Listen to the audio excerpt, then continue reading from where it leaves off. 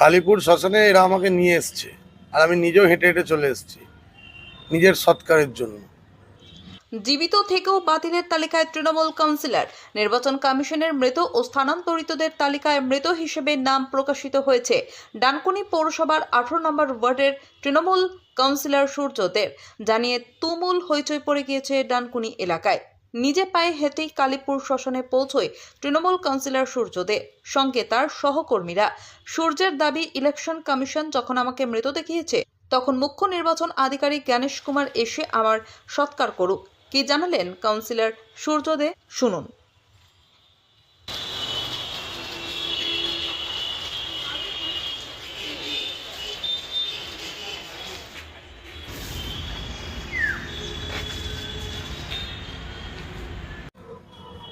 কালীপুর শ্মশানে এরা আমাকে নিয়ে এসছে, আর আমি নিজেও হেঁটে হেঁটে চলে এসেছি নিজের সৎকারের জন্য। আপনারা বলবেন এই আবার কিরম কথা? কারণ আজকে খসড়া লিস্ট প্রকাশ হয়েছে, সেখানে আমি একজন জনপ্রতিনিধি, আমাকে দেখানো হয়েছে আমি মৃত। আমি তীব্র ধিক্কার জানাচ্ছি মিস্টার গণেশ কুমারকে, যে এইভাবে যদি একজন জনপ্রতিনিধিকে আপনারা মৃত দেখান, তাহলে এরকম লক্ষ লক্ষ মানুষ যারা হয়তো প্রতিবাদ করতে পারবেন না, বা যারা হয়তো আমাদের কাছে অব্দি পৌঁছতে পারবেন না, তাদের নাম তো আপনারা ইচ্ছাকৃতভাবে বাদ দিয়েছেন।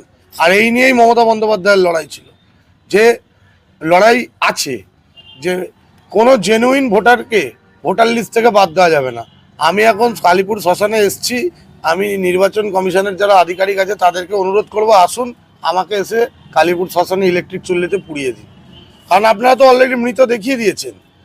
তো এইভাবে তৃণমূল কংগ্রেসকে আটকানো যায় না, মমতা বন্দ্যোপাধ্যায়কে আটকানো যায় না। এই যে টাইমিং আছে, অবজেকশন পিরিয়ড আছে এসআইআর এর, আমরা রাস্তায় নেমে কাজ করব। ফর্ম ফিল আপের সময়ও করেছি, এখন আবার করব।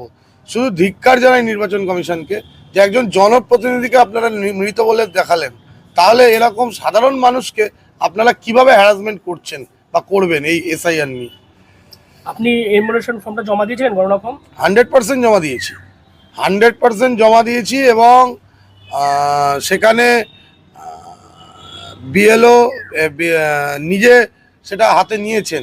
এবার কথা হচ্ছে, জমা না দিলে তো নিরুদ্দেশ দেখাতো, জমা দিয়েছি তো, তার জন্যই তো ওরা মৃত দেখাতে সাহস পেয়েছে। কিভাবে দেখিয়েছে আমি I don't know about that, but এটা ধিক্কার জানানো ছাড়া আমার কাছে কোনো উপায় নেই।